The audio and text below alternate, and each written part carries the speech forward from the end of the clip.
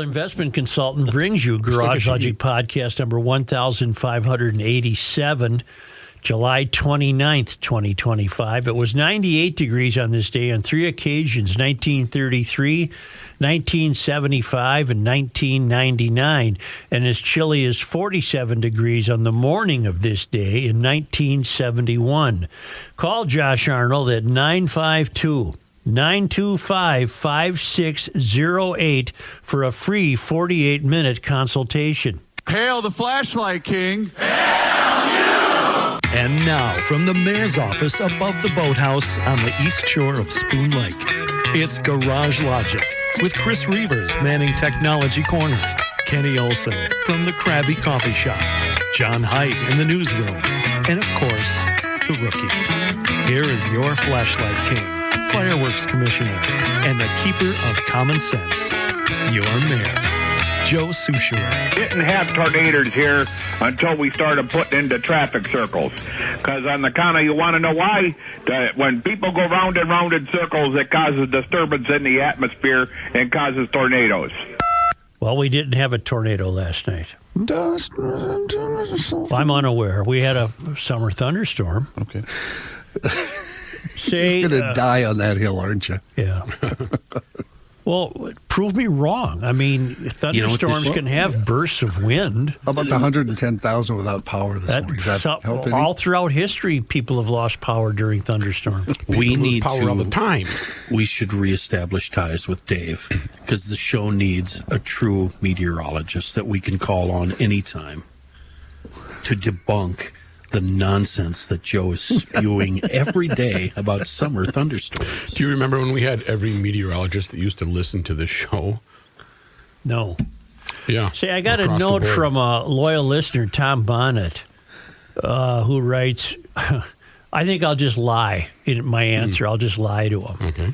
Joe, do you have any details about your state fair appearances? You announced the dates, but I haven't heard specific info about guests.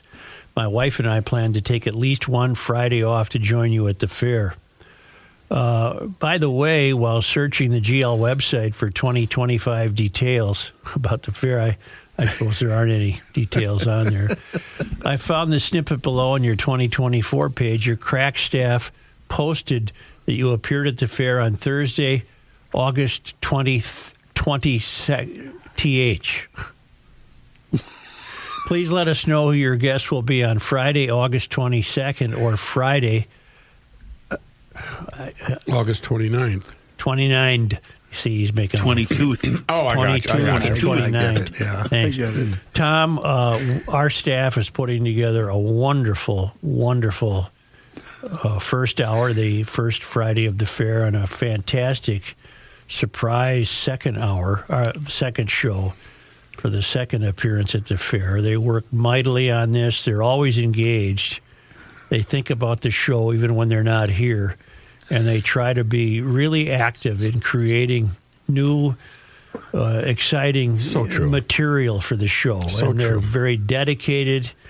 It's not as though they just come in here and turn on the mic. They're thinking all the time. And, Tom, I would like to add to that after all of the hard work has been completed. You're my first example. Yes, I appreciate that. The guest list has been embargoed. You know, usually the State Fair wants to release all information all the time right away, but the guest list has been embargoed, and that's due to the fact that we need to make sure that these people are going to show up. Tom, I can tell you for a fact that I can tell you for a fact that I know our man Steve Anderson, the piano man, with Pat Donahue will appear with us. Really? Well, good. You should tell the staff that, too. So. Well, I just learned that, John. Oh, okay. Presumably on both Fridays. Good. And so that's always wonderful to have those guys with us. Beyond that, we'll have the guests that I managed to find. Monty? No, we're not going to be there? No, we're not having Monty. Because he's dead? Yeah. Lake Detective? No, he's dead. Lake Detective is always welcome. Oh, wait. Marjorie, I think, is... We're going to see a cow or two? You know, I really don't know, Kenny. I haven't put it together yet. And as I say, the staff's going to surprise me. They're going to say, look who I've lined up, and they'll be in here. And Matthew, I was a bit shocked to hear that there's an information embargo. Is there also a guest tariff that we need to contend with? There is. That is implemented the first week of the state fair. I'm not sure about the tail end, but for the first week, for that Thursday, Friday, there are guest tariffs. The thing we should also point out about the 2 state fair shows, the 2 Fridays. That's a lot. Of the state fair is the window is much smaller for which we can operate the show because we are doing it from the KSTP building this year, not the normal, the old booth. Are we being silenced? what does that mean? Instead of an hour and a half, it's an hour. Yeah, we're on for an hour, but it's... We already advertised that. Well, it's apparently not enough people are getting that message. No, that to make room for what the they're TV not people? getting is what we have planned. Is that to make room for the TV people when we're done? Yes. Well, it is their stage. No, I'm not ripping. You know me, I don't rip the fair. Yesterday, I mentioned that I had never been to Houston in all my travels. You said that? I don't Fun remember fact. you saying that. You He's said letting that. you in, folks. I've been to Houston. Hail the Flashlight King. Hey, you. I listened today, and to say it might be the most difficult GL show I've ever listened to is not a stretch. It wasn't as bad as the time you said Garage Logic people and offended my cats, who are amazing garage logicians who all have a crush on Kenny. But it was hard. Hearing that you have never been to the most amazing city in the world broke my heart. Houston is my hometown, and I am so devastated that you've never experienced it. It is the best city I've ever been to, and I've been to more cities than most people dream of. It's time, Mayor. You've been everywhere, but somehow you've never made it to Houston, and this is simply a glaring omission for a sports writer of your pedigree. Do you like baseball? Don't you? If you really like baseball, you need to start with the crown jewel, Dakin Park, home of the Astros. It's where modern baseball meets Texas swagger, and there's no better place to witness a fan base that lives and breathes the game 365 days a year. You've chronicled legends. You've been to terrible ballparks. So now you must go watch one more inning behind home plate at the ballpark where magic happens. While you're there, dance with Orbit, the best mascot in professional sports. And you can probably talk to the most adorable baseball player ever, Jose Altuve. He's so cute, you just want to put him in your pocket. Yeah. But don't stop there. Take a stroll through the Space Center. Walk the same corridors where we dared to go to the moon. Yeah, you mean on that Hollywood soundstage? Grab a cigar and a cold one in the Heights. Sit with the butterflies at the Museum of Natural History. Eat barbecue that requires no sauce and Mexican food that should come with a warning label at the original Mama Ninfas, where fajitas were invented in the 1970s. And if you're up for more fun, go find the Beer Can House in Rice Military and enjoy more of Houston's quirkiness. Houston is the city version of Garage Logic. A practical, sprawling, quirky, and filled with stories that write themselves. It's overdue, Joe. Time to punch your ticket to H-Town, GL style. And if you tell me where you're going or when you're going, I'll meet you there and show you the greatest city on the planet. Kate Tierney, East Union, Minnesota, originally from Houston, Texas. Nice. Kate. I think I should take Kate up on that. I have been to Houston. You were there for a Super Bowl? Left at halftime and missed the greatest comeback in the history of the sport. Yep. Way to go. When I was there, I noticed a lot of homeless people. Well, aren't you going to notice that in every major city in America? One of my most favorite songs is Never Been to Houston by Glenn Campbell. Mm-hmm. He also sang Galveston. Well, I never been to Houston, but I really love the Astros. I think he's thinking of Three Dog Night, isn't he? Yeah, it's a Hoyt Axton song originally, actually, and never been to Spain. John, you just gave me everything I was wanting. I know. I saw your face. You were just waiting. Was I wrong about Galveston? Houston Galveston also is correct. Houston also has a very notable antique combined with antique boat and car show called Wheels and Keels, and it's been a tempting visit for me. It looks like a pretty good show. They got water there apparently, and they're not far from the drink. Yeah. Have you been to Houston, Minnesota? I think I have. Yeah, that'd be a good place. Southeast Minnesota. Yeah, bluff country. Bluff country. Yep. Maybe start there and then work your way up. Dina Winter of the Star Tribune has done a piece on Joe Thompson. He's the federal prosecutor now in Minnesota. I did not know he was an Osseo, Minnesota native. Okay. And he has said something I would like to, I hope you would agree, that we've been saying for a long time. Let me find the actual quote in the story. Well, I think I have it in. Here it is. As a prosecutor, I'm expected to say the defendants, he's talking about fraud in Minnesota. As a prosecutor, I'm expected to say the defendants are responsible for their crimes, and they are. But if we pretend that's the whole story, we're lying to ourselves. This fraud crisis did not come out of nowhere. It's the result of widespread failure across nearly every level of leadership in Minnesota. Politicians who turned a blind eye, agencies that failed to act, prosecutors and law enforcement who did not push hard enough, reporters who ignored the story, community leaders who stayed silent, and a public that wanted to believe it could not happen here. This isn't just a few criminals exploiting the system. This is a system that's been begging to be exploited. We left the door wide open, and now our state has been ransacked. If we keep ignoring the truth, we're going to lose something far more important than money. We're going to lose the Minnesota we know and love. Amen, brother. But here's the important part. I'm afraid we are going to continue to ignore the truth. If that sounds like my disappointment in the Minnesota electorate, that's what it is. I sense no urgent frustration with the behavior of our state government from the governor on down. It's been horrific, and I just sense no one really cares. I don't know what happened. I don't know what drives this apathy, but it's really unfortunate because we are really poorly run, and these are the people Walz hired. These are his agencies.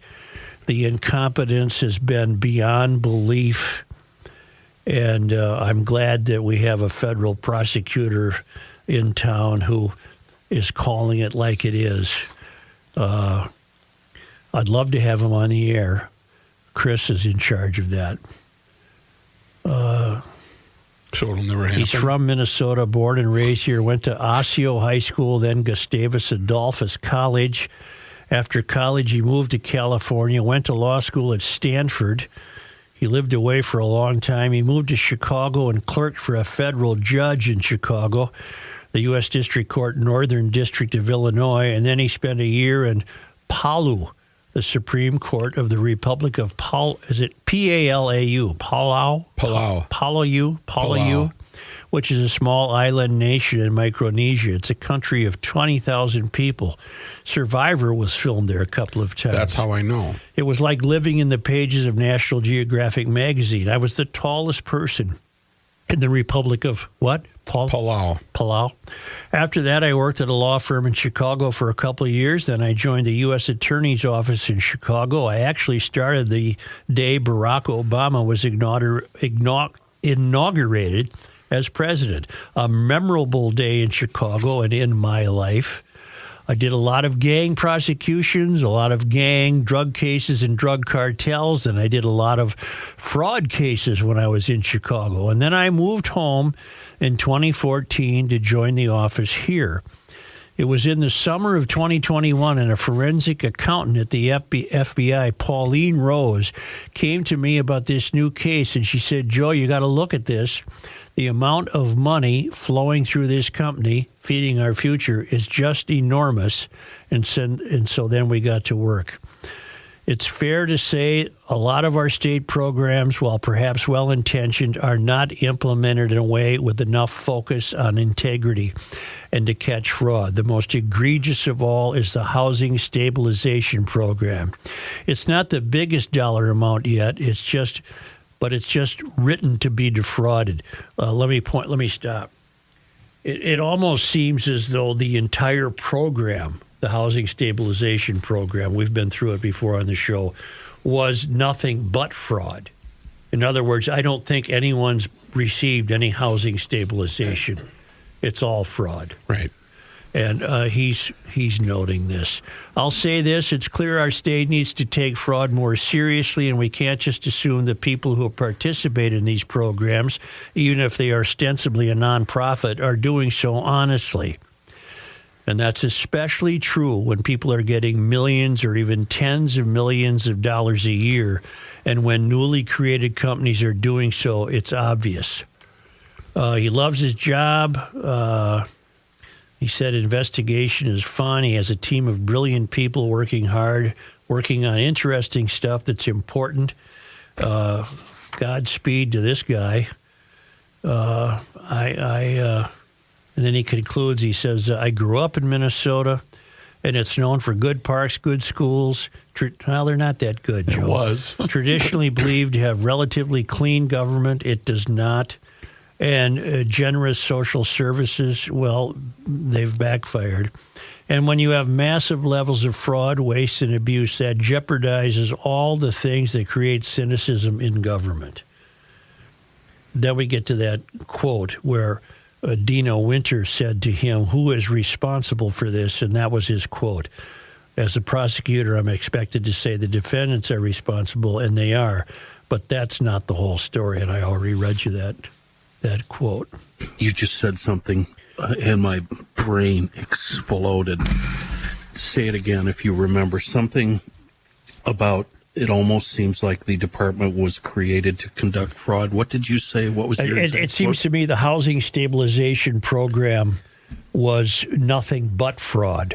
No one that I'm aware of or read about has ever received any housing stabilization, but dozens and dozens and dozens of outfits sprang up to claim they were providing that service, and all they did was cash the checks for themselves. What if you're... I'm sorry, Kenny, go ahead. No, I think your question is more important than where I'm going. Go ahead. Well, mine's not a question, it's just a statement. I have a family member who works in a business that uses this, and they've placed plenty of people in housing situations they needed to be in, people who were suffering from substance abuse issues, that kind of thing. I know the truth hurts, yeah. Okay. Well, but you're talking about legitimate ones. Well, yeah. The ones that are fraudulent are these new ones that have just popped up overnight. I guess my statement did not leave any room for the possibility that there are some legitimate ones. Yeah. Oh, that's the way I took it. All right. Here's where I was going. All the government's alphabet. This is a show that fights with itself in process. That's why I love it. That's why people love it. Especially so I love to hate the... Go ahead. Especially I'm not those ready watching for that on yet. YouTube. I'm not ready for that I yet. love to hate this show. Yeah. Yes, Kenny? I was going somewhere along the lines of maybe this department was created to hand out money. So then the question is, who created the department? Where's the money actually going? Well, the legislature did we scratch the surface of something much, much bigger? Because we all know that these alphabet soup agencies within the government, there's no accounting for where they get their money and where the money goes. You know, they're just robbing the people blindly at every turn. Maybe there's something far more nefarious than just some Somalis getting millions of dollars. Do you see where I'm going with this? Yeah, I would think the legislature created the program, and then the apt agency to run it would be Department of Human Services, and then they failed miserably at running it completely legit. But John, for your comment, aren't there localities or government agencies that are checking on those people that have been housed and stuff like that? Yes, and the family member who works at that place, they also check and report back. So there's two different checks to make sure everything is kosher. Well, then I wonder why they dropped the ball on the new ones. Right now, the state is... Okay, I'll tell you about housing stabilization, but first I better tell you about some things we have to keep mentioning, and that is summer's a great time to get your garage door replaced. Try Precision Door MN. They serve western Wisconsin and the entire metro. I wouldn't wait till winter. Do it while the weather's still nice. It'd be a lot more comfortable for everybody involved, and then you're set for the cold winds blowing and the snowstorms. And right now, Precision Door has a deal for GLers, $100 off a single door and $200 off a double door. And they have models of doors for every budget. They send out a designer. That's all free of charge. You pick the right door, bing, bang, boom, save a few bucks from Precision Door. You can do it online at precisiondoormn.com or call Precision Door at 612-263-6985. Reavers here once again for my guy, Mr. Money Talk, Josh Arnold. Does thinking about retirement make you uncomfortable? Well, sometimes the anxiety from wondering if you've saved enough can be overwhelming. But what if I told you that you could ease those tensions in just 48 minutes? Well, Mr. Money Talk is going to be able to sit down with you and get you on the right track for your financial future. Josh has navigated it all when it comes to uncertain market and economic conditions, and he'll always provide straight talk, never sugar-coated advice on how to reach the finish line with your retirement goals. Don't let your financial worries give you an ulcer or keep you from calling Josh right now. His 48-minute, no-obligation consultation could be just what you need to feel better about your future. Call Josh today at 952-925-5608 and set up your free 48-minute, no-obligation consultation. That's 952-925-5608. Investment services offered by Josh Arnold Investment Consultant, LLC, a security investment advisor. Past performance is no guarantee of future results. All investments involve risk. All comments and opinions are Josh Arnold's and do not constitute investment advice. Chris Reavers is a paid endorser. I can help you with the ads today either, Kenny. And now, a man who has never had a relationship with a tree, Joe Souchere. Remember this website, customroasting.net. It's .net, the long history that Stephen at Custom Roasting has with coffee. It actually goes back 35 years, starting with roasting classes and then opening a coffee shop in lovely Canby, Minnesota. They just had a county fair in Canby last weekend. Here it is, 2025, and CustomRoasting.net, and the employees have been a vital part of Buffalo, Minnesota now for many, many years. They've been roasting a wide variety of blends and flavors of coffee beans. When you go to the website at CustomRoasting.net, you're going to see the Garage Logic tab right away, the top of the homepage there. Click on that, and it brings up the GL starter, kind of a variety pack that gives you from the darkest to the lightest roast. And it starts with the French roast and the Boundary Waters blend, the Morning blend, and the Columbia Excelso. I've had all three. Actually, I had all three last weekend. And then I have the French roast every day during the week. And it was really wonderful. It was great. Be sure to bop around on that website and learn as much as you can about the operation. It's very impressive. A lot's happened in coffee in the world since 35 years ago. But through it all, Stephen has been roasting coffee the whole time and giving us the most wonderful coffee at a very reasonable price. And that's ground or whole bean. And it's delivered right to your door. It's the official supplier for Garage Logic and the Krabby Coffee Shop. It's customroasting.net. I believe it was Joe Thompson who mentioned the housing stabilization fraud. There's a piece about that in today's Star Tribune, that Minnesota has stopped paying 50 housing stabilization service providers because of an investigation into fraud. Governor Walz said the state has halted payments to most of the people involved in the program, which is why I guess I was leaning to the idea that it almost seemed created to enable fraud. Most of the people involved in this program are being investigated. The Minnesota Department of Human Services said that 43 of those payment stoppages came yesterday. Payments to 7 providers had already been stopped before yesterday. So there's 50 of these so-called providers who weren't providing. The announcement comes a couple of weeks after federal investigators raided 5 providers as they investigate what they've called a massive scheme to defraud the program. The state had halted payments to those 5 providers before the raids. The Housing Stabilization Services Program uses Medicaid money to help find and maintain housing for older adults and people with disabilities. It's seen as a good idea, now badly designed. That seems fair. Badly designed. I got to turn to page 7. It's a rare day these days when we have a paper that Goes even all the has way a to 7? page 7. The payments that were scheduled to go out today are not going, Walls said. Walls, by the way, in the last few days has expressed concern about this fraud.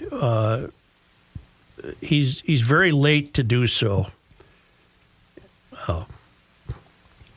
The payments that were scheduled to go today are not going out, Walls said. I fully expect some of those folks, God, I hate people who use that word. No, I hate the use of that word. Some of those people will sue the state of Minnesota because they aren't getting their money. Mm-hmm. But I think we're in a position now to trust but verify. Shireen Gandhi is the temporary DHS commissioner because the other one conveniently split. Mm-hmm. What was her name? Heather Mueller. Heather Mueller was education. Jody Herzentraut. Harpstead. She just, must have gone to the cabin or something. Gandhi said that the agency initiated a comprehensive data analytics project in March, reviewing records in new ways. They got new ways to review the records. As a result, the agency stopped payments and sent information on suspected fraud to law enforcement. Why don't they do that before they give away money? Why isn't there a more thorough vetting process? Practical, right? Why isn't there a more thorough vetting process? You show up and you say, look, I'd like to start one of these housing stabilization services. I think I can be helpful. And then you have to pass an extraordinary test. They're going to vet me out. To get the money. Yes. We don't do that. Mm-hmm. This state has been just giving out the money as fast as it can. Walls even alluded to that. He said, we give everything out too quickly. I'm telling you, there's something more nefarious in all of this. Any HSS providers scheming to steal from our programs are being stopped from receiving further payment, Gandhi said. But Shirley, or what's your name? Shireen. You're too late, too. None of your words are ringing with confidence. None of your words inspire confidence. Minnesota initially estimated the housing stabilization program would cost about $2.6 million a year. Okay, if that's what you estimated, you should have stuck to that. But providers received $3.3 million in 2020. But by 2024, are you ready? This is not why Gandhi's believable. This is why the governor's not believable. This is why the political class in Minnesota is not believable. Okay. The payments went from $3.3 million in 2024 to $107 million last year. Last year. Wow. And you people weren't the ones raising red flags. It took a new prosecuting attorney for the state to raise the flags. It took other people to raise the flags. You were just sailing merrily along, writing these checks, same way you did with food. So does that then lead you to believe? I'm going to go back to the statement John contests. I think the thing was created to supply fraudsters.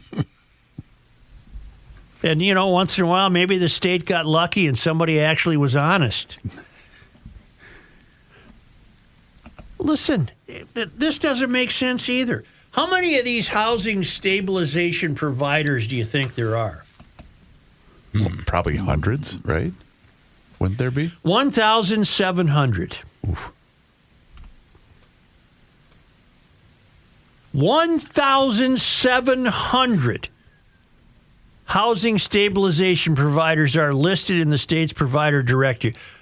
You mean to tell me that you literally must have been able to walk in there, claim you're a housing stabilization provider, and walk away with money? Well, it says right there, if you'd keep reading. I am going to keep reading. Okay, with relatively few eligibility requirements. It was designed this way on purpose, so they could do just what you said. Waltz in there and waltz back out. Thompson, the attorney, said it was designed to be an easy-to-obtain benefit with relatively few eligibility requirements. This has left the program vulnerable to bad actors and to fraud, and people billing for services that weren't needed and were never provided. There is a group of people in Minnesota who are so keen and eager and ready to pounce How keen on the fraud money that all they needed was just the window cracked just a bit. They get wind of a housing stabilization program. 1,700 outfits claim to be providing that. $117 million. And no, $107 million and it was last year. 1,700 programs currently, or in the recent past. How many of those existed 5 years ago? None. The program didn't exist. Do you really believe it's that simple? Yes. And it's just a bunch of random... Under the incompetence of the worst governor in the nation, this has been possible. And just a bunch of random Somalis can jump on this and get it. You don't think that money is being fed going somewhere else and they're just taking a cut off it? You said it before the break. The program was designed to give out money, to siphon money. We weren't supposed to discover any of this. I don't believe that a bunch of randos are the ones benefiting here. I think they're taking a cut and the money's going elsewhere. Well, now you're going deeper than we need to. No, I think we do need to ask that question. You're suggesting they're funding terrorism then. Bingo. Okay. Sorry to sound like Chris Reavers, but everything that we've learned about this country in the last 5 years, 10 years, leads me to that assumption. And how did all of these programs and how did all of these people know what to do and how to do it so quickly without having possible inside information? Yeah. I don't believe that they didn't have inside information. That I refuse to believe. I think we're scratching the surface here, Joe. And I think we're being fed a load of BS that this was the final destination for this money. Do you guys recall way back when, 2020, when the food fraud first originated? And remember Wall standing at the podium just saying, I was shocked. Well, he was acting. It was all a scam. Just to defend my earlier statement, which did not leave much room to acknowledge legitimate housing stabilization providers, Thompson told, I believe it was Jay Coles, he told KSTP, the vast majority of providers of housing stabilization services are fraudulent. Wow. That's a hell of a statement. Jeez. Wow. We have seen... Well, let's go back to what Thompson said. It's very important. The crisis has not come out of nowhere. It's the result of widespread failure across nearly every level of leadership in Minnesota. Politicians who turned a blind eye, agencies who failed to act, prosecutors and law enforcement who didn't push hard enough, reporters who ignored the story, community leaders who stayed silent. Well, let's stop with that one.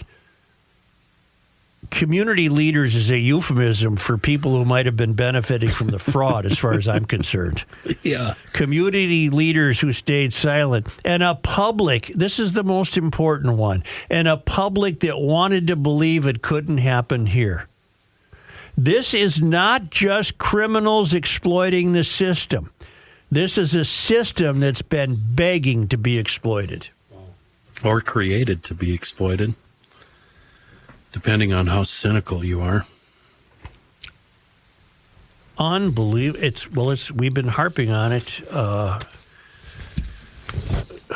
My God in heaven, it's just this state is a complete financial mess. Maybe it was, Walz enjoying the kingship of his trifecta. Maybe he just said, get this money to everybody you can. The hell with the people who are providing it. Get this money to everybody you can. Because we love the smell of burning tires. This is amazing. And I'm so glad Thompson's saying it. Somebody might listen to Thompson. And Walz, you are disingenuous to a fault, and you're really, really late to the show. If I was him, I'd be running for my life. If I were you, Walz, I'd resign. I'd be disappeared by now. I'd be long gone. Do you think he's really that clueless, Joe? Does he think he's infallible? If he's not that clueless, he's deeply, deeply involved in it. Oh, yeah. I'm so glad you guys are on the team. That's a hell of a statement. How else? What There's else? No other explanation. What? This is. Repeat. Walz was governor in the year 2020. Is that correct? Yes, sir. Yes. The program cost $2.6 million a year.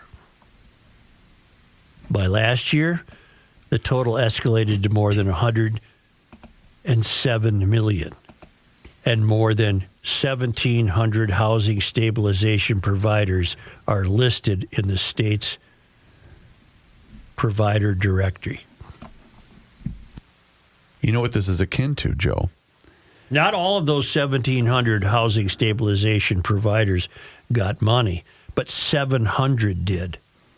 This is much like when someone steals your card information. They don't ring up a $500 transaction right away. They start with $2. Mm-hmm. Yeah, they'd give it a test run. Let's see if I can get away with this, and then let's just keep ramping it up. That's exactly what happened with this program. And I'll remind you, Joe, both the House and the Senate belong to the Democrats. I just said that. Possibly enjoying the trifecta. Yeah. Walz either remained incredibly clueless or was deeply, deeply involved. It's really difficult not to take it into the conspiracy zone. Everything's right there. Well, plus everything today is a conspiracy. Meanwhile, John, are you saying that the organizations that really, really needed it were not getting it? Is that what I'm taking away? The funding is being cut, obviously, in other ways. Now, it is John, now. John, now.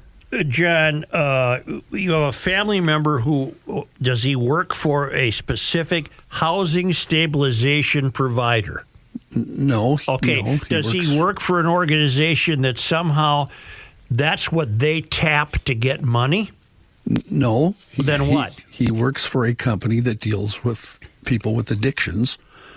And once they complete the program of their addiction, this company that he works for finds them temporary housing. Well, that doesn't sound like it's a housing stabilization provider. That's who the housing stabilization program is. How they supply, because the sober houses are listed under that, temporary living quarters are listed under that, several others are also. Well, if money was cut off to him, no, see that... money wasn't cut off in this latest batch that we're hearing about. Money was cut off earlier because funding was cut during the legislative session. But somebody from the fraudulent people saw a loophole and just started to run with it under the disguise of helping Plus, people. It's my knowledge of sober houses that they aren't necessarily funded by housing stabilization process. I'm familiar with many sober houses. Some definitely are. Yeah. Although in the last month or so, about 4 have lost their funding that this company deals with. Well, then that company's being examined for fraud.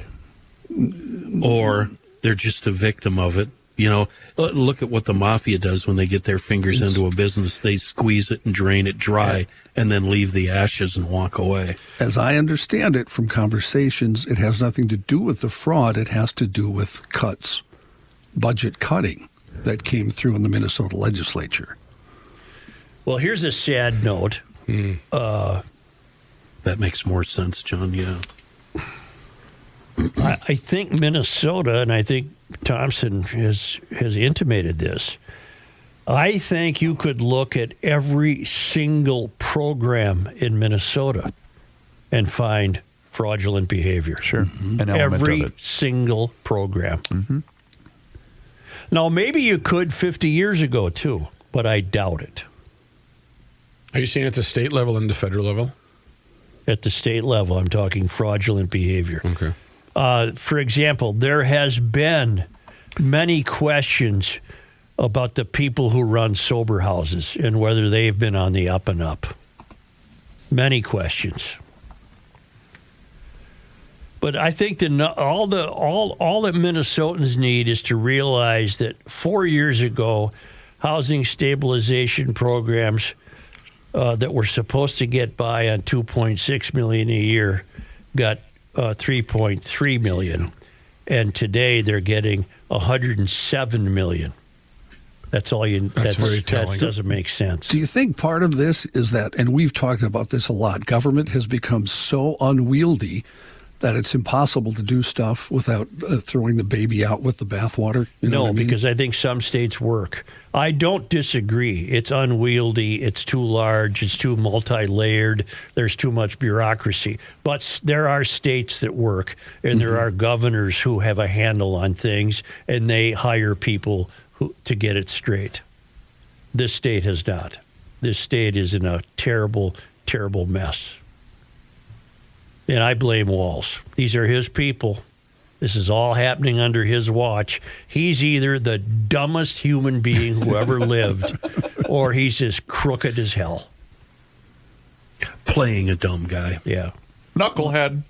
I was just going to say, just a knucklehead. I'm just, babe, well, boy, you could go down a hole with this thing so long. What's your act going to be, Tim? I'll pretend I'm a knucklehead. Yeah. I'll even say that. Watch I'll me even fix say this that. air filter. I'm a dum-dum. I'm just a knucklehead. Or maybe you're not a knucklehead, Tim.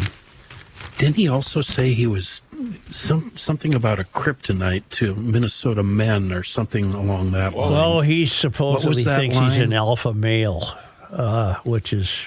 Good one, Gov. He's what the Democrats needed on the national ticket because he can get in. He's in good with the toxic males of the world. He's in good with the fools who drink beer and watch football, is what he said. Harris was more masculine than he was. He didn't say fools. Yeah, Matt's right. You're right, Matthew. Well, you know what? It sounds to me like Thompson is dedicated to revealing all this and to getting to the bottom of it. Let's hope. And that's the state's only hope, because I don't count on voters in this state anymore. And there are enough in the metro area who enjoy this. They think that to them this is part of the mystery. This is the taking down of convention. It's the taking down of tradition, but which is all flawed anyway because it was unfair from the hotel room in Philadelphia in 1775. So I don't count on any of the voters to put this straight. Thompson's going to have to put this straight. Got to get rid of capitalism, Such. Capitalism needs to go. That's what's being enjoyed by the people in the metro who vote for this knucklehead. You want to take Johnny Heidt? Or do you want me to tell you about EcoFund? I'd love to hear about EcoFund. Well, I got some good news. I really don't about want to take EcoFund. Johnny Heidt, though. It's having... Thank you. It's the biggest sale of the year on personal watercraft come on, you got a lot of summer left. So if you've been waiting for the right moment to hit the water, let's go here. This is the biggest personal watercraft sale of the year. And right now, if you get a 2025 jet ski or wave runner, and they're Yamaha, they're bulletproof, they're wonderful. You're getting the Triton aluminum trailer free. They're throwing in the trailer. So when you get there and you pick up the wave runner, it's on the trailer. You don't have to buy that extra. They're really top tier trailers. If I'm not mistaken, I can look it up. I don't have time at the moment. I believe they're made right here in Minnesota. A selection is strong for now. I'm talking about EcoFun Motorsports in Forest Lake / Columbus, right on Highway 97 west of 35, immediately west of 35. Just one of those tornado-causing roundabouts, and you're right there. And not only the water equipment, but scooters, excellent motorcycles, the electric bike capital of the world, youth recreational equipment, side-by-sides, 4x4s, helmets, apparel, great service. EcoFun Motorsports is also in Burnsville on the Service Road of Life near County Road 42. And really, the website should alert you to how fun these stores are. EcoFunMotorsports.com.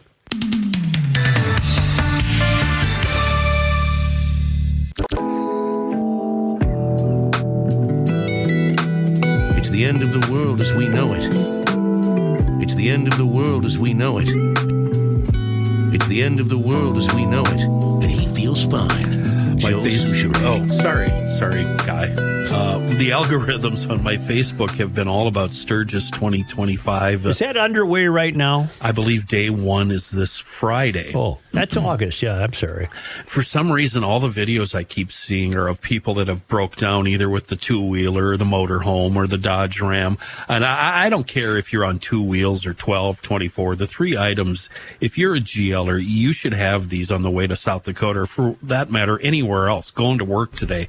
The big three. A spray bottle or two of Bugs Be Gone. We need that almost every other day here in the summer.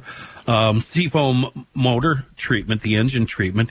Just give the old girl a splash every now and then. You don't have to feed it the whole bottle. Just give it a splash. Make those cylinders happy. And, of course, the amazing Deep Creep penetrating oil. It works so good. Lubricates, oil. It gets rid of moisture better than any other product. Amazing products from our friends at Seafoam. It's the GLer's emergency roadside kit, let's admit it, along with, of course, a roll of duct tape and maybe some jumper cables. You should always have the big three, the Deep Creep, the Bugs Be Gone, and the engine treatment. Our own local company with a global reach, Seafoam. Here's John Heidt. Thank you, Joe. This news brought to you by North American Banking Company. Tens of thousands of Minnesotans lost power Monday night as thunderstorms and damaging winds moved across the state. According to Xcel Energy's outage map, more than 100,000 customers without power last night as of about 10:30. By this morning, they had that down to about 90,000 customers without power in Minnesota and Wisconsin. That was as of about 6 this morning. I should have turned on the Twins game to see them win it. Yeah. They won in the bottom of the ninth, but they put the tarp on the field at the beginning of the bottom of the ninth. An hour and a half later, they resumed the game, and the Twins won it in the bottom of the ninth. What time did we wrap her up?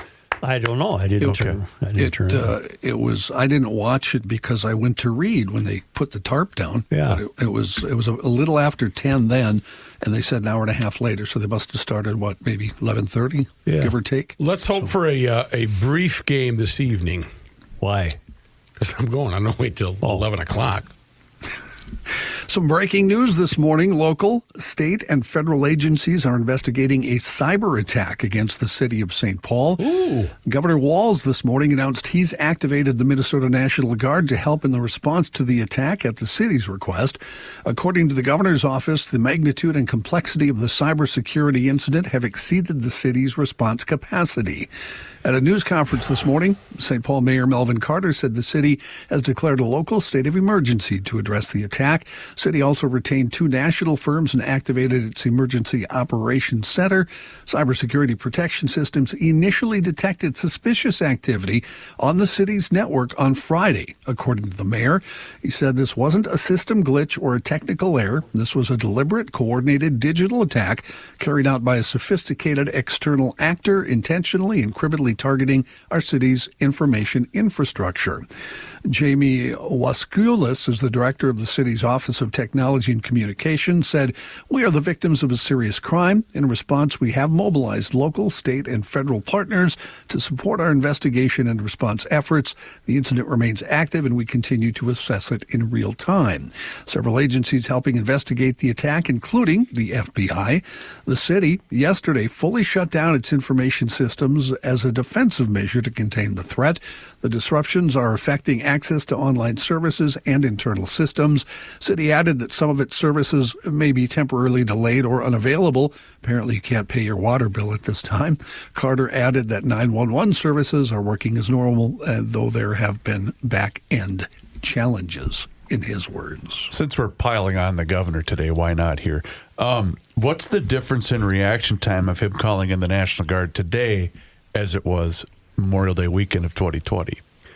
Well, no difference. I mean, no comparison. But what I'm more interested in, so far, John, the only thing you mentioned that that the average citizen, myself included, could identify with is right now it's affecting paying your water bill. Yeah, well, there's some city services may be delayed or unavailable. They're not. I don't have a list of them, but that was specifically mentioned in the story that you couldn't pay your bill if you needed to. So. The man charged with killing 2 people, injuring a dozen others after driving drunkenly into the Patio Park Tavern did get sentenced yesterday. Update, 30 years in prison. 57-year-old Stephen Bailey was sentenced to 180 months for each of the 2 murder charges that he pleaded guilty to, a total of 360 months. U.S. Immigration and Customs Enforcement are seeking to deport the driver charged with vehicular homicide in the deaths of 2 west central Minnesota teens. The U.S. Department of Homeland Security announced Sunday that ICE has lodged an arrest detainer against Nolia Martinez Avila, undocumented immigrant suspected of driving drunk July 20th in Dane County, Wisconsin. 18-year-old Haley Helgeson of Montevideo was part of the head-on collision, was killed in the head-on collision on Interstate 39 near DeForest, Wisconsin. Helgeson was a 2025 graduate of Montevideo High School. 19-year-old Brady Heiling of Claris City was treated for several days at the University of Wisconsin Hospital in Madison. His family announced on Friday in a Carrington Bridge post that he had died of his injuries. Heiling was a 2024 graduate of McRae High School in Claris City. On July 27th, Assistant Department of Homeland Security Secretary Tricia McLaughlin wrote that Helgeson and Heiling had their whole lives ahead of them, and they would still be alive today if it weren't for Nolia Martinez Avila, a criminal illegal alien from Honduras. McLaughlin went on to state that ICE was seeking to remove what she called the public safety threat from the U.S. in a statement called Dane County a sanctuary jurisdiction with a history of not honoring ICE arrest detainers. Or as the Star Tribune labeled him in their headline, Wisconsin man. Huh. Wow. 100% true. We talked about that yesterday. That's one of the big problems here. Minnesota-based United Health delivering disappointing second quarter earnings and went conservative with its 2025 forecast as soaring medical costs continue to swamp insurers. The healthcare giant said today expenses that have jumped beyond what it expected when it set coverage prices will continue to pressure performance. But CEO Stephen Hemsley told analysts the company expects to return to what he called solid but moderate earnings growth in 2026. United Health now expects adjusted earnings of at least $16 a share in 2025. They will drop some Medicare Advantage health plans covering more than 600,000 people as they try to reverse financial declines. The company's insurance arm, United Healthcare, is the nation's largest provider of Medicare Advantage health plans, which are privatized versions of the original government health insurance program. Minnesota State Fair has named the replacement concert for the Steve Miller Show. It'll be Daryl Hall. Hall will be paired with the previously scheduled openers for Miller's concert, the Rascals, who feature 2 original members right now. Tickets to the show, which falls on the fair's second Thursday night, will be priced at $44 to $75 for reserved seats, and they will go on sale this Friday, 10 in the morning, via etix.com. I wonder who the 2 original members of the Rascals are. It's the guitar player, Gene Cornish, and Felix Cavallari. I'll be damned. Eddie Brigotti's, Dino Dinelli is the drummer. He's dead. He's dead, yep. Eddie Brigotti still alive, I wonder? Eddie, I think, is still alive, but he and Felix hate each other. Oh. So Eddie will not take part. If you go to that show, are you just looking for good loving and that's it? What else do they... They've had a lot of hits, Matt. But I mean, with the 2 original guys. Not that I'm complaining, but isn't $44 light for a show like that? I don't know. So, well, 75. 44 is the low one. But usually those are like $100 at least, aren't they, for the fair? The Rascals were so dominant for long enough in the 60s that if all 4 were alive and they were still making music, they could have sold out arenas going on an old man tour. We've had this discussion, I think, and on the show. You deny that, don't you? I do deny that. Yeah. Now, they did do a brief tour not too long ago before they hated each other. Yeah. And Felix Cavallari blew it up because he said, I want single solo billing. It should be Felix Well, I said, Cavallari my conditions were if they got along and were still making music But they did do a handful of shows, and they were all in, small venues. All right. Just what happens to people? I mean, if the 5 of us were going on tour and I hated the crap out of all 5 of you, but I was getting a paycheck on the other side, I learned to go through the bits with it until Matthew, sometimes the money ain't worth it. Welcome to my life. Okay, I got it. You let me in a little bit there. Thank you. Wow. Thank you. Yikes. Boy, I think Hi, Joe. Just looking for that paycheck on the other side. I got you now. Here. Explains a lot, Kenny. Thank you. By the way, I did get about a half hour ago a text from somebody in my family, my wife, who said, get me some tickets for that show. So I guess I'm going to see Daryl Hall and the Rascals. I wanted to bring that up, John. Are you ever tempted? Do you really need to see them? Because you can just sit like in that smoking area next to the grandstand, close to the stage, and just, dance and have fun. Chomp on some sweet Marthas. Maybe smoke a little Mary Jane. Oh, back in the good old days, Do you need to see the band? Can't you just listen to them? You're probably right. It would sound the same, wouldn't it? Yeah. Pretty much. Yeah. Beer out of his cooler. Is that Oates fella going to be with him? Oh, God, no. They hate each other, too. Why do they hate each other? A lot of hate going on. What about Daryl's house? Is that still going? Yeah. I don't know. Oates wanted to sell the music, and Daryl Hall did not want to, so they went to court over that. That's why they hate each other. Sure. So they didn't get to sell it?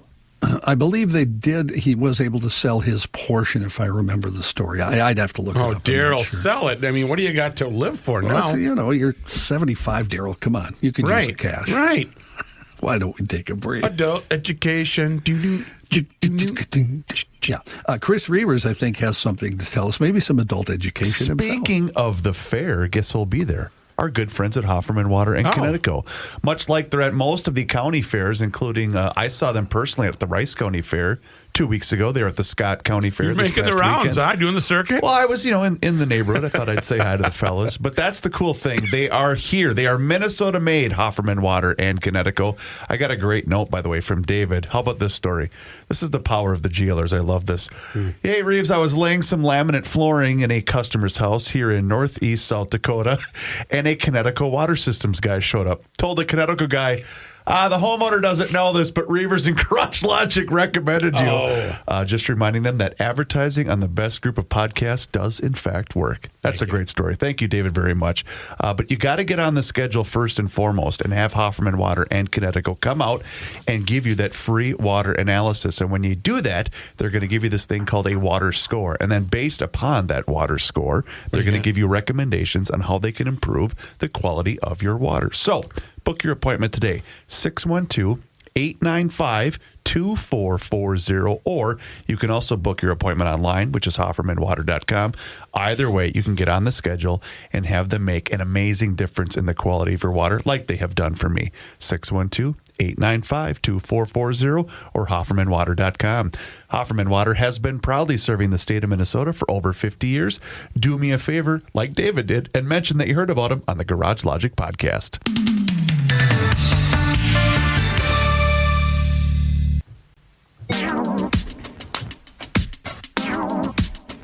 Here's the guy that lost his liners. This man lost his liner. You cannot stop him. He'll just make a move.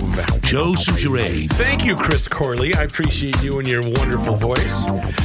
It's the rookie here with his squeaky, overdone voice, giving you a ray of hope. If you're looking for a ray of hope, then look no further than Minnesota's Freemasons. For a couple of years now on Garage Logic, I've been sharing with you all the great things the Minnesota Freemasons are doing. Really big things like donating over $6 million annually to support cancer research, aging studies, and children's communication disorders. There's over 8,000 Freemasons throughout the great state of Minnesota working together to make the world a better place by focusing on what?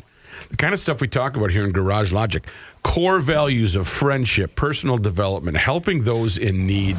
And Minnesota Masons also give away dozens of scholarships each year to tomorrow's leaders. That's an investment, baby.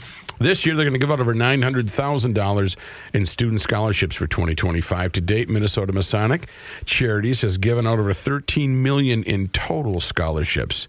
Do you get that number, $13 million? This is why we're such a great fan of Minnesota's Freemasons. They're donating their time, talents, and treasure to foster the next generation of business and civic leaders. We're going to reap our benefits somewhere down the road here with some great leaders. If you'd like to learn more about Freemasonry, and I hope you do, they got a great history. There's scholarship programs, upcoming events, whatever the case may be. Visit mnfreemasons.org. That's mnfreemasons.org. Before we return to John, I would like to say that many times we say things that we don't mean confuse our listeners.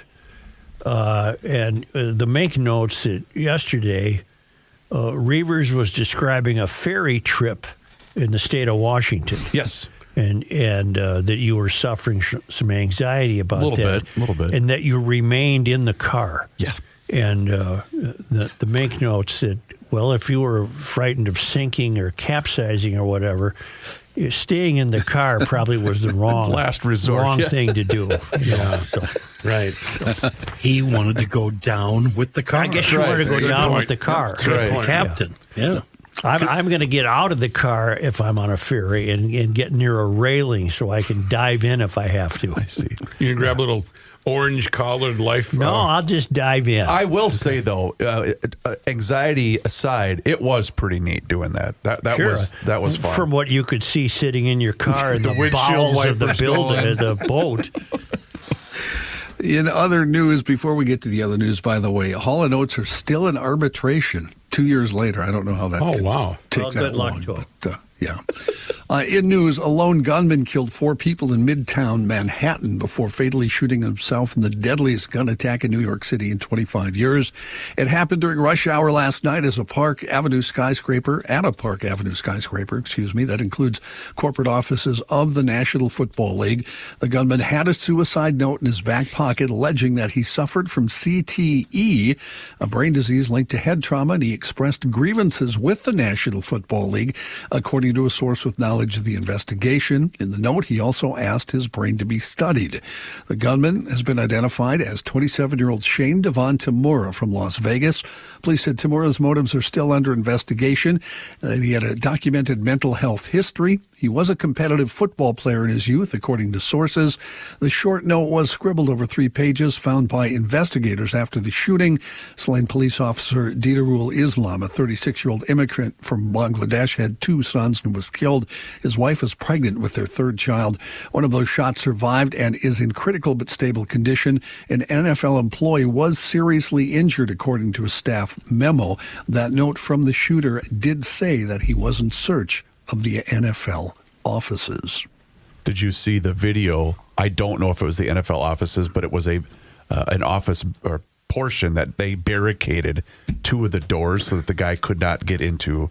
Yeah. It was just unbelievable, man. Another mass shooting yesterday. We did mention it yesterday in the news, but there were very few details. Now we have all the details. 3 people dead, 3 others wounded by gunfire after a man opened fire with a handgun outside the Grand Sierra Resort Casino in Reno, Nevada. A police officer was also wounded by glass fragments.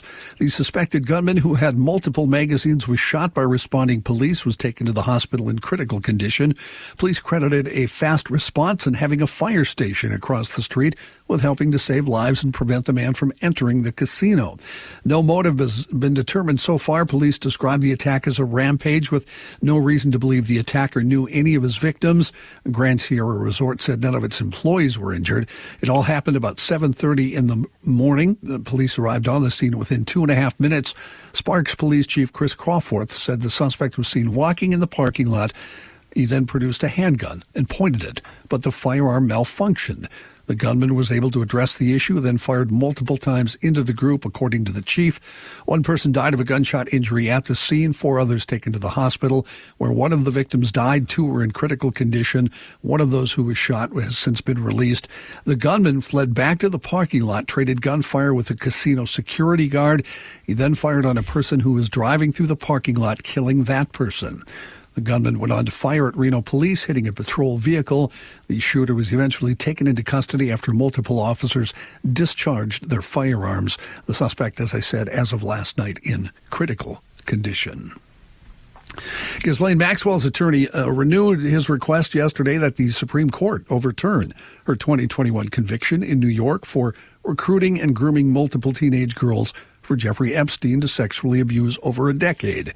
In a new filing, Maxwell's lawyer, David Oscar Marcus, repeated arguments that he had made in previous filings, that a non-prosecution agreement Epstein made with federal prosecutors in Florida should apply to Maxwell's case in New York and any other part of the United States. Let me scoot ahead here. Yeah. Prime Minister Keir Starmer announcing this morning that Britain would recognize the state of Palestine in September if Israel does not agree to a ceasefire with Hamas, putting more pressure on the Israeli government to halt a war that has put Gaza on the brink of famine. Starmer's announcement, which came after an emergency meeting of his cabinet, is a sharp shift in that position, reflecting the intense political pressure his government has faced as the British public recoils from the images of the children in Gaza. A man by the name of Omar Farang Zin was riding the famous Transfargorsund road made popular in Top Gear. That road is in Romania. It's a destination for motorcyclists and drivers, as the road is a mountain highway that climbs through the peaks and valleys, offering everyone a hairpin after hairpin and vistas the world over. The area is also home to a healthy population of brown bears, which are far more aggressive than the more common black bears in Utah. They're bigger, they're meaner, they're bigger, and, it didn't turn out good for Zin. Zin's social media account shows pictures of the motorcyclist with bears around him, and him attempting to feed the bears. The authorities say that he eventually got off the motorcycle, offered a bear some food. Yeah, Chris already guessed the end of this, I think. What happened, John? The Italian tourist's phone was also found, which contained pictures prior to an attack that the bear made. Like a slideshow? Hey, yeah, the bear. The bear was again. Hey, do you think that bear is hungry? There was a bear approaching him, and there are several pictures, close-ups of the bear. Side cartoon. Moving it's forward. Like Cocaine Bear, actually. Man has lost sight of nature, hasn't Yeah. According to his riding partners, as one bear approached, it attacked him and dragged him off into the forest as they contacted emergency responders. And he ate him. He got et. Moreover, when the responders arrived at the scene and located his body after the bear had mauled him to death, they realized the same bear was stalking them, too. Yeah, cocaine bear. He had the sniper rifle out there. He had the scope. He had the... This guy's on par with the gal that yelled at the bear for eating the kayak. Joe, have you seen Cocaine Bear? No. You got to watch it at least once. I've never heard of it. What is it, a cartoon? Airplane drug guy dumped his load of cocaine in a forest. I don't know where it was, Alabama. And the bears got a hold of it and went on a cocaine rampage. And it's pretty good. It's really good stuff. Is it a series? No, it's just a one-off movie meant to be ridiculous. But it's a lot of fun. Oh, I thought it was a true story. Well, isn't everything based on a true story? Johnny, thank you. It's a 2023 horror comedy, Joe. Oh, I see. Yeah. Yeah. Cocaine Bear in stores now. Okay.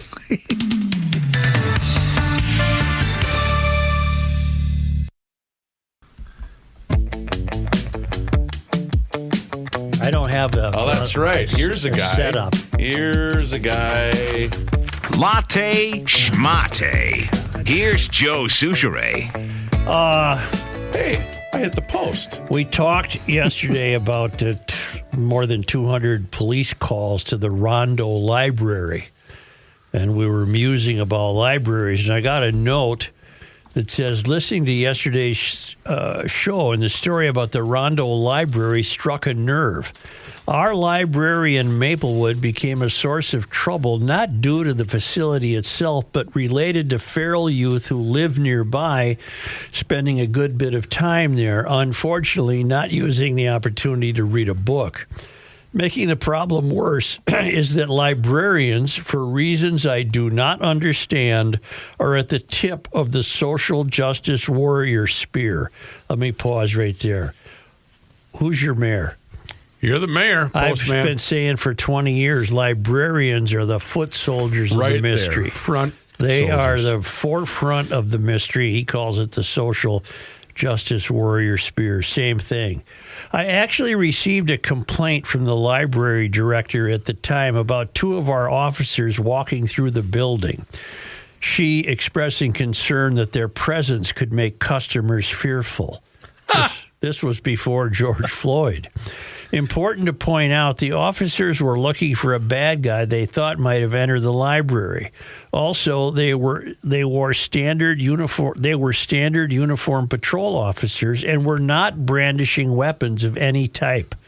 So far as any customers who may have been concerned knew, they were simply on a walkabout. There was even the occasion in which a deceased homeless woman was found under the deck of the library. Ooh. The woman was a drug addict, one for whom a sister had been doing her best to get off the street and get into treatment.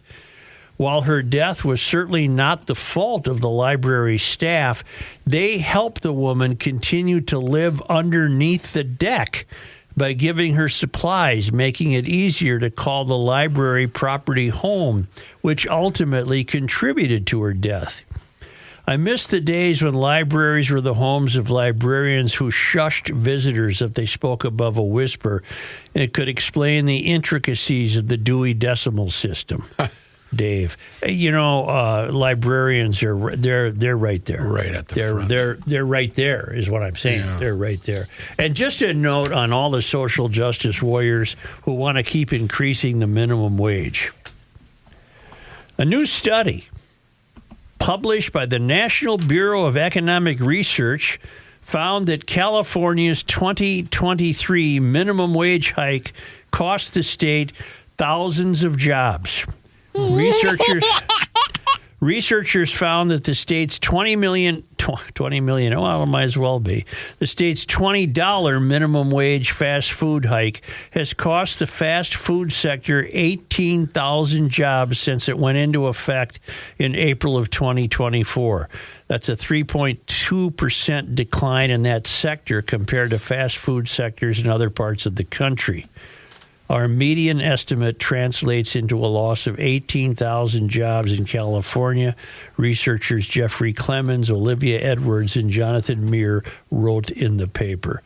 The California Assembly passed that bill in September 23, which established the state's Fast Food Council and its ability to set and adjust the sector's minimum wage. Additionally, the bill signed into law by California Governor Newsom the following April established a new minimum wage for fast food workers, which was previously $16 an hour. Okay, go on and on and on. It stands to reason. It shouldn't surprise anybody that cost you. Did it also include, Joe, I'm curious, did that study also include how many different restaurants had to close its doors because of that? Because I remember reading various degrees of that also happening in addition to the jobs being lost. I don't know. Because remember, we played the audio of the Hispanic gentleman who had to close his Mexican restaurant. because of this. The Democratic Socialist running for mayor in New York, Zoran Mamdani, he has proposed a minimum wage of $30. Come on, why stop there? I've always said that. Why 20? Why not 48? $30 an hour minimum wage? These people are insane. Well, somehow the notion became accepted that fast food should be a career in which would provide you the ability to buy a home and raise a family. I don't think it was ever intended to be that. It's an entry-level job. But we don't have those anymore because that would be disrespectful and that would not be equitable. Word. The fast food guy should make as much as a hedge fund manager. Hell no. How much did he study? I'm glad you understand. Only because they come to us all the way from Marloth Park, deep in Africa. It's over there. You can get there. Mpumalanga Province, South Africa, from the traveling Lymans. It was on this day, July 29th. in 1927. Beardsley, Minnesota. I think it's up near St. Cloud. Yep. Beardsley set a state record for the high temperature in this state. 114 degrees. Wow. Moorhead equaled it on July 6, 1936. Oh, these are out of order. They are. Yeah, what the hell. On this day, Big Stone County is where Beardsley is located. Becker, Benton, Big Stone, Blue Earth, and Brown. Those are your B counties? On this day, July 29th. in 1827, John S. Pillsbury was born in Sutton, New Hampshire. After arriving in Minnesota in the 1850s, he eventually found success and wealth in the flour milling trade. He served as the state's 8th governor, arranging for the state to repay bondholders for the $5 million loan which railroads had defaulted on in 1858, and using his own funds to support operations of the state penitentiary, which the legislature had neglected to include in the budget. He ensured the success of the University of Minnesota, being one of 3 regents who put the university on firm financial footing, and he visited the campus almost daily for the last 40 years of his life. You know it. He died on October 18, 1901. On this day, On July 29th. in 1856, missionary Stephen R. Riggs and a group of Dakota at the Upper Sioux Agency in Yellow Medicine County from the Hazelwood Republic, a system of self-government.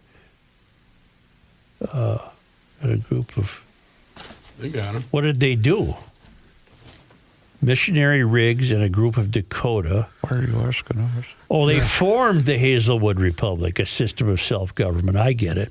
The Republic had a president, secretary, and judges, and its members saved lives during the U.S.-Dakota War of 1862.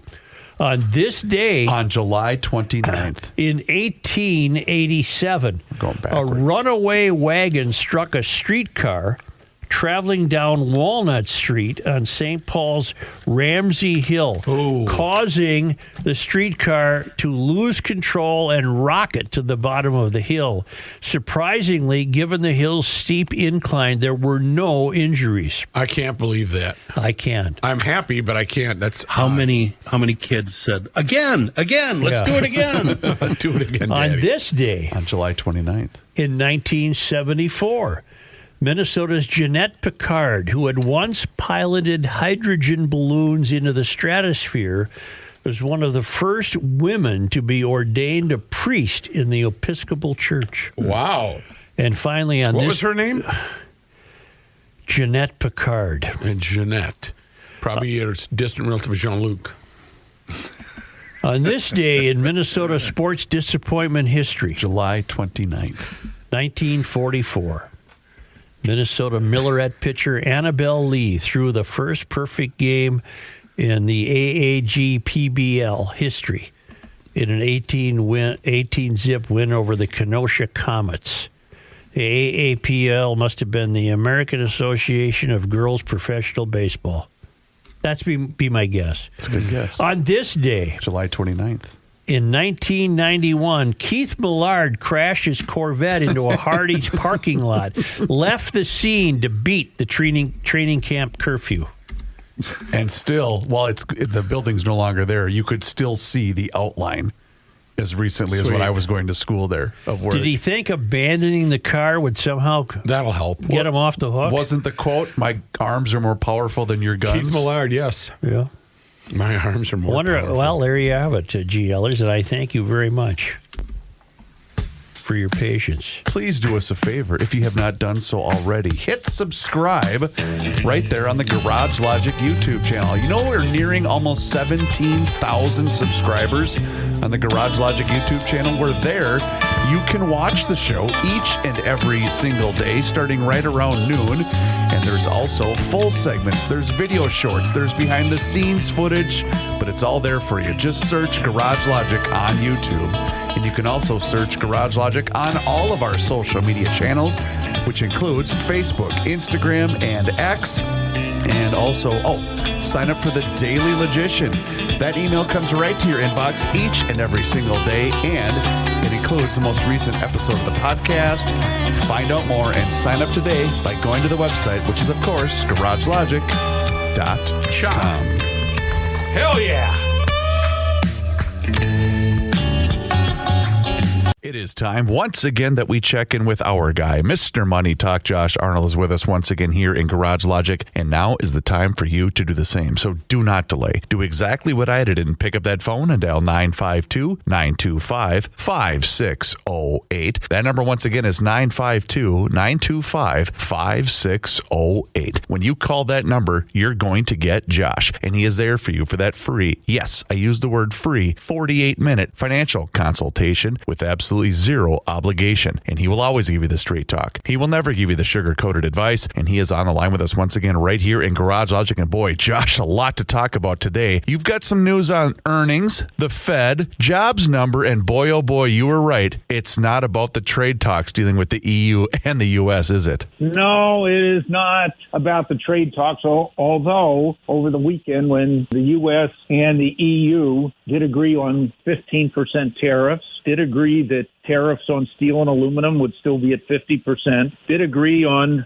trading food and cars and technology, and did create, after the fact, some ire, I-R-E, amongst leaders, or I'll say political leaders in Europe who feel that the trade deal might be more one-sided toward the U.S. You would have thought yesterday that there might have been a sigh of relief in the market and the market would move upward.